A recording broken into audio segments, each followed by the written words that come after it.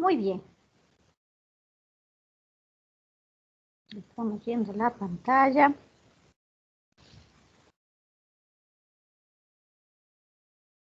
Vamos a explicar lo referido a las respuestas.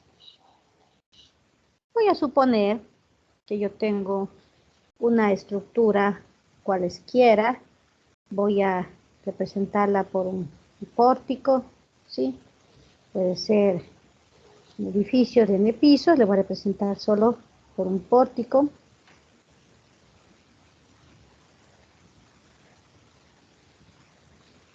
Donde la pregunta que yo quiero resolver puede ser cualquiera, ¿no?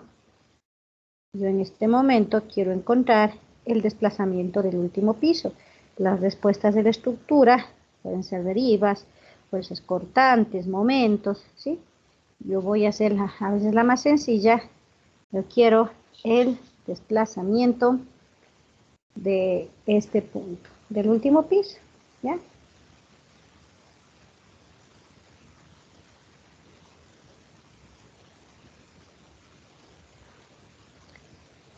Le voy a llamar Q, este Q, ¿sí? Ese es el que quiero.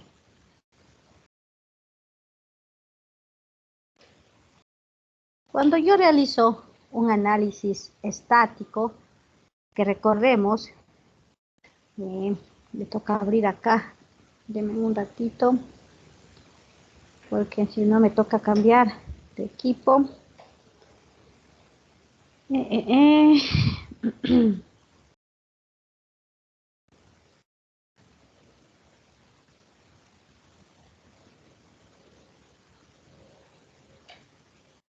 Ya, acá está.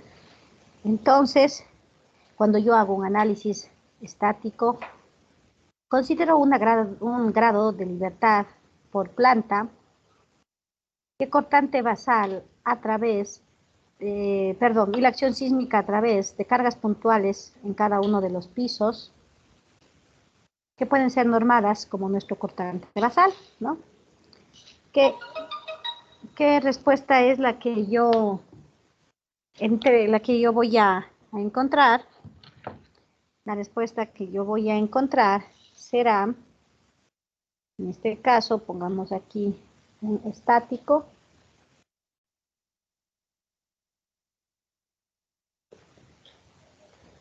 Yo voy a encontrar la respuesta que me están preguntando, el Q del último nivel. Voy a inventarme un valor de 1,3 centímetros, por poner un valor, ¿ya? Voy a inventar. Pero esta información es del primer modo de vibración. No tengo más información. Este análisis, al considerar un grado de libertad por planta, si quieren también pongamos acá, me da la información únicamente del modo fundamental del primer modo de vibración. ¿Sí? Por esa razón, este análisis es limitado, de acuerdo a lo que especifica la norma, para estructuras regulares y de baja altura. Le bajo el volumen a esto. Para estructuras regulares y de baja altura. Muy bien. Un análisis dinámico. Primeramente, un modal espectral.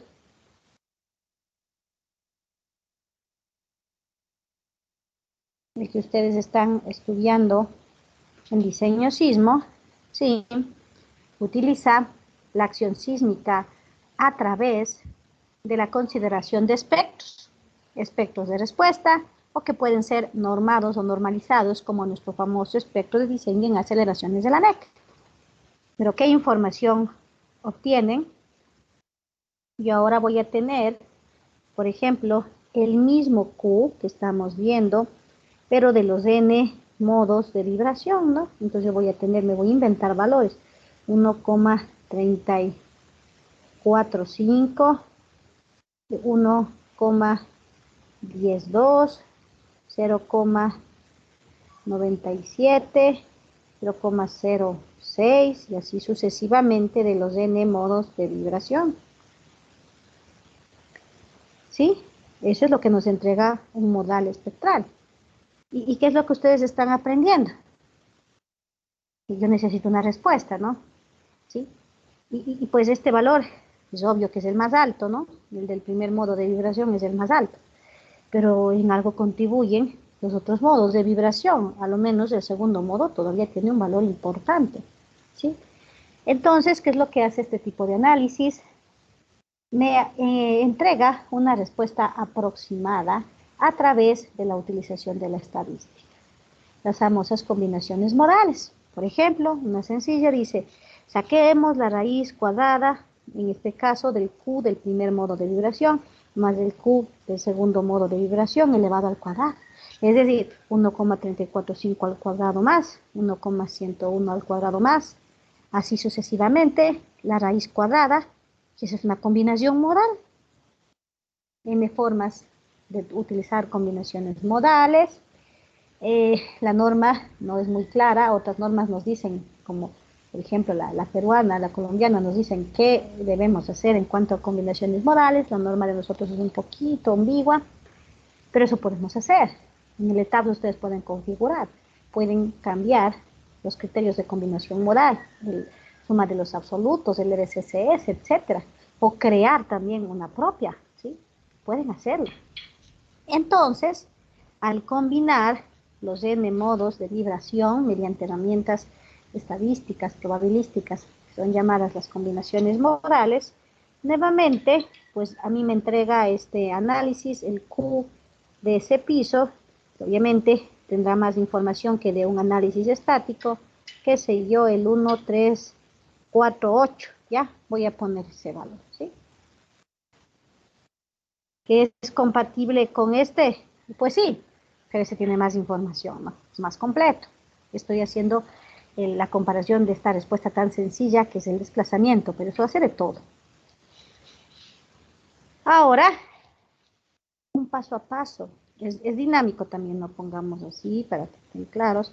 El estático es este y el dinámico puede ser o un modal espectral o un time history o paso a paso, ¿no? Entonces, un paso a paso o time history que me entrega la misma información del Q que yo estoy buscando, pero en los denominados gráficos tiempo-historia, ¿no? Tiempo-historia. Entonces ahora no me va a dar a mí la información con números, a mí me da un gráfico denominado tiempo-historia, donde aquí va a estar los desplazamientos del piso 4 del punto que yo quiero, y aquí va a estar el tiempo que puede estar en función del periodo. Y me da estos gráficos, donde pues este valor de aquí podría ser tranquilamente el 1,3493, por inventarme un valor, que es compatible, pues claro, con el del modal espectral y con el del estático, pero me da más información, ¿no? Me da la información de la respuesta en el tiempo. De todo me da así, los momentos cortantes, desplazamientos, etcétera, en el tiempo, donde podremos analizar el tiempo en el que se produjo, y este valor obviamente será más apropiado que los otros calculados, ¿sí? Esto es lo que tienen que tener claro para saber qué están haciendo, para saber qué análisis están desarrollando, qué respuestas nos entrega cada uno. De ahí la teoría que fundamenta cada uno de ellos, pues es larga, ustedes lo están viendo en el modal espectral, pero espero que con este pequeño resumen, súper pequeñísimo, súper simplificado, le tengan más claro para que puedan tener más claro qué están haciendo, qué análisis han visto, ¿no? Este estático ustedes lo aprendieron en estructuras 3 y todos lo saben hacer. El dinámico, en este caso modal espectral, están terminando la teoría en 10º semestre. Y este análisis pues es el más usado para análisis y diseño de estructuras, ¿no? Es el más usado, que se usa siempre, yo también lo uso siempre. El paso a paso, bueno, la norma especifica que, por ejemplo, para estructuras con disipadores de energía esto es obligatorio, y para otras estructuras específicas, y para temas de investigación, a lo menos si estamos hablando de que queremos buscar acelerogramas, registros sísmicos compatibles con zonas específicas, pues de cajón nos toca el paso a paso. Muy bien. Entonces, tenemos el gran mundo de los análisis estáticos y dinámicos. ¿Sí? Recuerden los dinámicos. Podemos tener paso a paso con registros sísmicos escalados o registros sísmicos generados en software para la creación de acelerogramas artificiales que tienen información del peligro sísmico del sitio o acelerogramas sintéticos con información geológica y geotécnica del sitio. Pero tenemos otro gran campo, los análisis lineales y no lineales. Análisis lineales, rigidez constante. Regresemos un poquito atrás a las clases primeras de ciencias materiales, ensayo de materiales, estructuras 1 para hablar de la rigidez. La rigidez que comenzaron a enseñarnos desde estructuras 1, pues que está en función del elemento, etcétera, sí, pero tenía dos parámetros fundamentales de cálculo que son importantes, la inercia y el módulo de rigidez elástico, ¿no? El famoso EI, que a veces de memoria ya le escribíamos en nuestras matrices, EI, claro que habían factores en función de qué elemento estoy calculando, sí, pero la rigidez estaba en función de E, módulo de rigidez longitudinal o módulo elástico más conocido, y de I, la inercia del elemento. A ver, rigidez constante significará entonces que EI es constante. A ver, primero la I, inercia constante. Bueno, recuerdo las clases de física que me decían, que me enseñaban a mí a la inercia como una propiedad de las secciones, que dependía de dónde calculo, sí, pero a la final siempre estaba en función de B y de H, ¿no? ¿Sí? Que BH cubo sobre 12 sobre 3, bueno, es otra cosa, pero en función de BH. Entonces, rigidez constante, inercia constante, BH constante, secciones transversales constantes. Un análisis lineal considera que ante la ocurrencia de fuerzas externas, las secciones transversales de los elementos estructurales, su deformación es tan mínima que la puedo considerar constante. No se deforman las secciones transversales, la inercia, ¿sí? La inercia. ¿Sí? Mientras que, mejor vamos acá, aquí les decía entonces, rigidez constante. La rigidez estaba en función de la inercia y de EI, que le llamábamos siempre, ¿no? Donde la inercia, pues, estará en función de la base y la altura de la sección, es decir, de la sección transversal. Si digo que la rigidez es constante, la inercia es constante, y por lo tanto, ante la ocurrencia de fuerzas externas, la base y la altura, la sección transversal de los elementos estructurales, no se deforma. Por otro lado, el E, desde las primeras prácticas de ensayo de materiales, nos enseñaron que era el famoso E, ¿no? Aquí tengo este gráfico. Realizábamos uno de los primeros ensayos, el ensayo 1, el famoso diagrama esfuerzo-deformación, donde para cada material establecíamos las zonas más importantes, ¿sí? Claro que habían zonas específicas de fluencia, postfluencia, endurecimiento, pero en general teníamos diagramas que especificaban una zona lineal y una zona no lineal, una zona elástica y una zona plástica. En la zona lineal, en la zona elástica, nosotros veíamos que podíamos calcular, utilizando la tangente de esa recta, el módulo elástico, el famoso E. ¿Sí? El famoso E, que lo que representa es que el material que estoy analizando se encuentra en su zona elástica, en su zona lineal. ¿Sí? Eso es lo que representa. Entonces, pues el momento en que yo estoy diciendo que la rigidez es constante, la inercia es constante y el E significará que estoy en la zona elástica del material, que el hormigón, el acero de refuerzo que componen el elemento estructural viga-columna se encuentran trabajando en su zona lineal, en su zona elástica, cumpliendo de manera perfecta con el concepto del módulo de Young, ¿no? Eso es lo que considera un análisis lineal que es el que ustedes han analizado, han estudiado en todas las materias de su carrera. Todo lo que aprendieron desde el primer día que pisaron ensayo de materiales y resistencia de materiales ha sido considerar análisis lineales, rigidez constante. Siempre han utilizado ese criterio.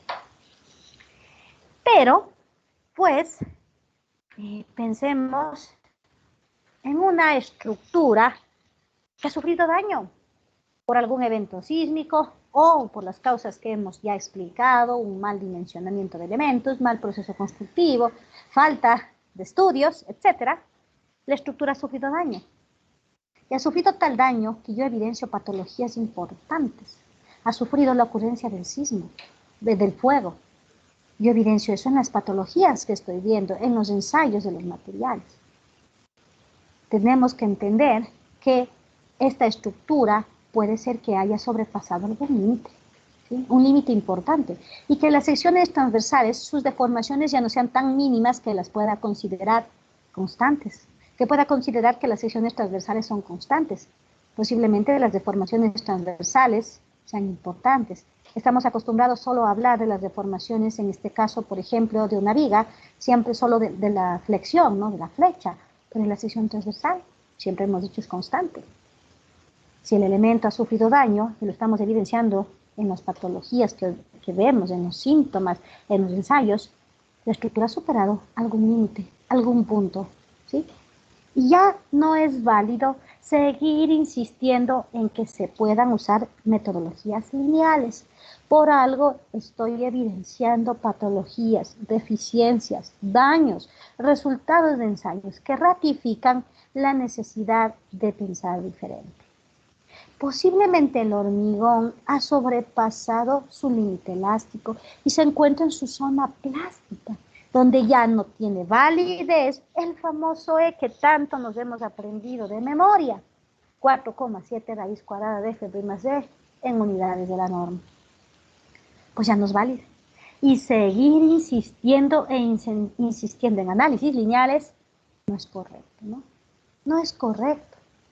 Los análisis no lineales precisamente nos permiten estudiar el caso de la rigidez no constante, es decir, cuando las secciones transversales se han visto afectadas, cuando las secciones transversales, sus deformaciones ya son representativas, cuando los materiales han sobrepasado algún límite y ya no puedo seguir usando el famoso criterio del E. Esa es la principal ventaja y la importancia de un análisis no lineal en el campo de evaluación de estructuras. Porque si yo decido realizar un modelo matemático para representar una estructura existente, es porque tiene daño, ¿no? No significa que no vamos a necesitar análisis lineales en el campo de evaluación de estructuras. Puede ser el caso que yo quiera realizar la ampliación de una estructura y que yo vea que no tiene deficiencias, patologías, unos buenos ensayos, hago un modelo matemático con el típico modal espectral, y me da todo bien. Porque la estructura tiene 2 pisos, luces menos de 5 metros, dimensiones como las mínimas que especifica la norma. ¿Para qué voy a hacer uno lineal? Uno lineal ya necesita una mayor experticia, ¿sí? Ya necesitan saber más, conocer más. Pues un modal espectral es suficiente, ¿sí? Pues listo. Pero si yo veo una estructura con patologías, con problemas, mando a hacer ensayos y me ratifica lo que estoy pensando, mando a hacer el ultrasonido y el E me dice que no es la relación directa como yo pensaba con la ecuación de la norma, no puedo seguir insistiendo en ser terco y pensar que los análisis lineales lo resuelven todo, porque no es así. ¿Sí? Entonces, 2 parámetros para la clasificación: estático dinámico, lineal, no lineal. En la norma se nos especifica precisamente dónde están los tipos de análisis considerados para el campo de evaluación de estructuras en función de los parámetros que acabamos de revisar. Aquí está. Numeral 4.8, modelación, análisis y criterios de aceptación del capítulo riesgo sísmico, evaluación de estructuras, página 24 de la norma. Nos dice que se permiten 4 procedimientos de análisis estructural: un lineal estático, lineal dinámico, no lineal estático y no lineal dinámico. Con la explicación que les di, podrán ustedes definir, no necesitan copiar, sino entender qué es un análisis lineal estático. Entonces, primero puedo decir lo que es lineal y luego lo que es estático. ¿Qué es un análisis lineal estático? Un análisis que considera primeramente la parte lineal, la rigidez constante, es decir, que las secciones transversales no sufren deformación y que se permite utilizar el módulo de rigidez longitudinal porque los materiales están trabajando en su zona elástica. Ya dije lo que es lineal. Estático. Considera un grado de libertad por planta, la acción sísmica a través de la aplicación de cargas puntuales en cada uno de los pisos que pueden ser normadas, en nuestro caso, el cortante basal. Ya está lineal estático. Lineal dinámico. Repito lo lineal, si quieren repito. Considera la rigidez constante, es decir, secciones transversales que no se deforman y materiales que conforman los elementos estructurales que cumplen con la ley de Hooke. Dinámico, múltiples grados de libertad, acción sísmica a través de espectros de respuesta, modal espectral, o registros sísmicos escalados apropiadamente o generados a través de acelerogramas artificiales y o sintéticos paso a paso en el tiempo. Ya dije lineal dinámico. No lineal estático, ¿sí? Ya no voy a repetir, no lineal, rigidez no constante, por lo tanto, las secciones transversales, su deformación ya es representativa y los materiales han sobrepasado algunos de sus límites y por lo tanto no se puede aplicar el concepto de la elasticidad. Y no lineal dinámico, pues ahí conjugan las dos cosas. Un análisis lineal estático es el que aprendieron en estructuras 3. Un análisis lineal dinámico, el más básico de todos, modal espectral, lo están aprendiendo. Con los conocimientos de diseño sismo resistente y con un poco de apoyo de un docente que conozca del tema, podrán hacer un paso a paso en el tiempo, en su trabajo de titulación, lo pueden hacer. Un no lineal estático, conocido más como pushover, pues vamos a ver, la intención de las clases que siguen no es dar análisis no lineal.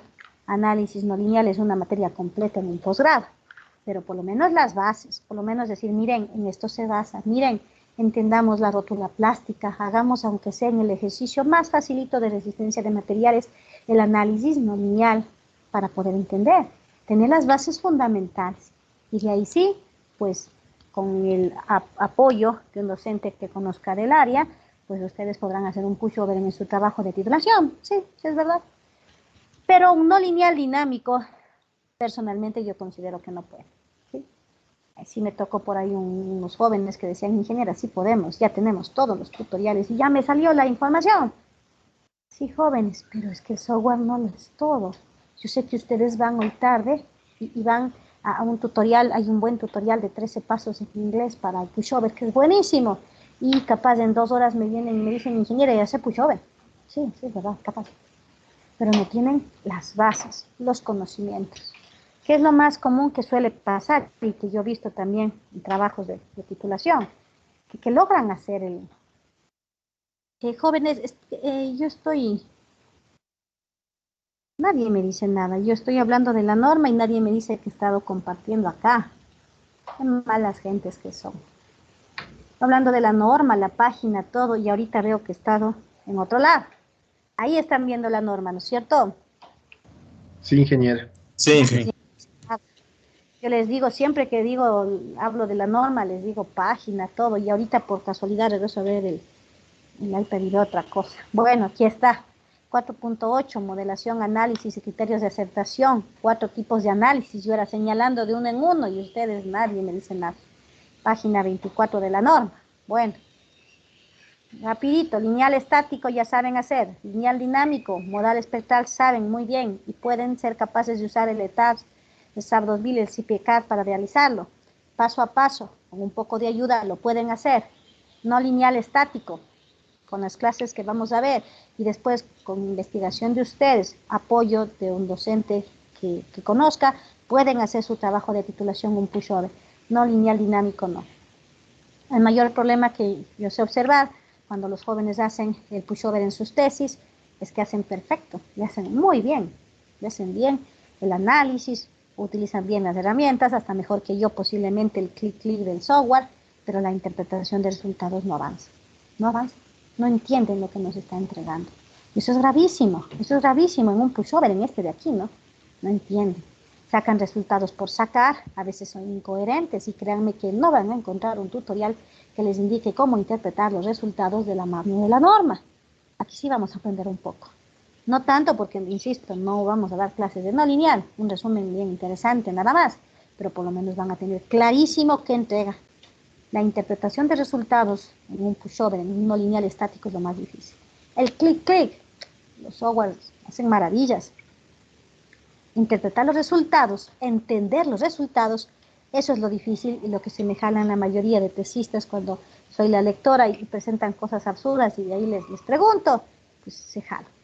Un no lineal dinámico, insisto, mi criterio personal, por más que el estudiante vaya y aprenda y tarde en un buen curso de qué se trata y lo pueda hacer y lo logre hacer, el clic, no tiene los conocimientos suficientes, solo en un posgrado. No tienen los conocimientos jóvenes, y si he tenido unas molestias cuando quieren presentar, quieren hacer, yo les digo es que no saben, es que ingeniera, sí, mira, aquí encontré. Entonces es clic en el software. Deben tener los conocimientos apropiados. Los procedimientos lineales son basados en fuerzas, eso ya sabemos, ¿no es cierto? ¿Sí? Pero son diseñados para producir una estimación conservadora de la respuesta y desempeño sísmico, ya que no siempre son exactos. Son muy válidos para el análisis y diseño de estructuras nuevas con unos altos factores de seguridad. Perfectos. Pero, como ya he explicado, en la realidad, la respuesta de las estructuras es no lineal.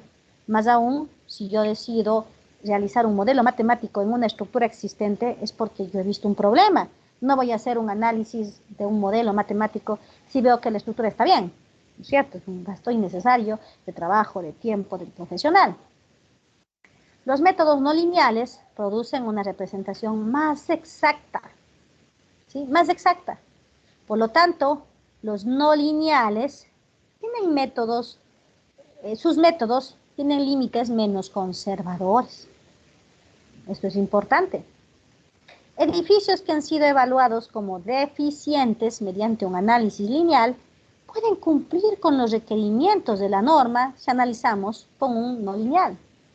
Una estructura de 4 o 5 pisos que tenga una deriva con el modal espectral de 2,2%, puede ser que yo la hago un pushover y demuestro que no necesita reforzamiento. Eso es lo que me dice la norma. Y por esa razón, la norma recomienda los no lineales.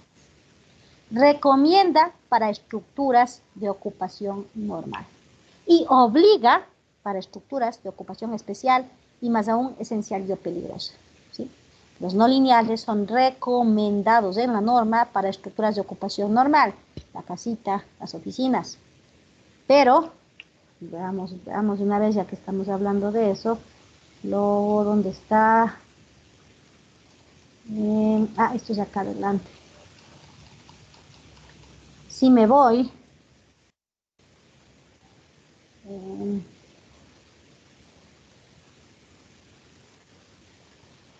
ya, aquí, al numeral 3, verificación del desempeño estructural, página 17, me indica que para edificaciones esenciales y o peligrosas y las de uso especial, se debe realizar un no lineal, ¿sí? Un no lineal. Por esa razón, si me mandan a leer un tema de titulación que dice evaluación de una estructura para la escuela tal, yo les devuelvo diciendo, pero usted dice que va a ser modal espectral. La norma dice no lineal, por lo menos el pushover. Vienen y que van a evaluar con un método no sé qué, se inventan algunas cosas de las infraestructuras, del edificio de aulas, de la facultad tal, de la universidad, y quieren hacer con el modal espectral. No es que yo sea molestosa, pero claramente la norma dice para estructuras, a menos que quieran poner en los objetivos que este trabajo de titulación es experimental, es de alguna forma, y por lo tanto no queremos cumplir con la norma, es otra cosa. Pero si hablan de la norma, debemos recordar que para estructuras de ocupación especial, escuelas, colegios, museos, etc., y más aún, edificaciones esenciales y o peligrosas, la norma nos obliga a utilizar un no lineal. La norma nos obliga a utilizar un no lineal.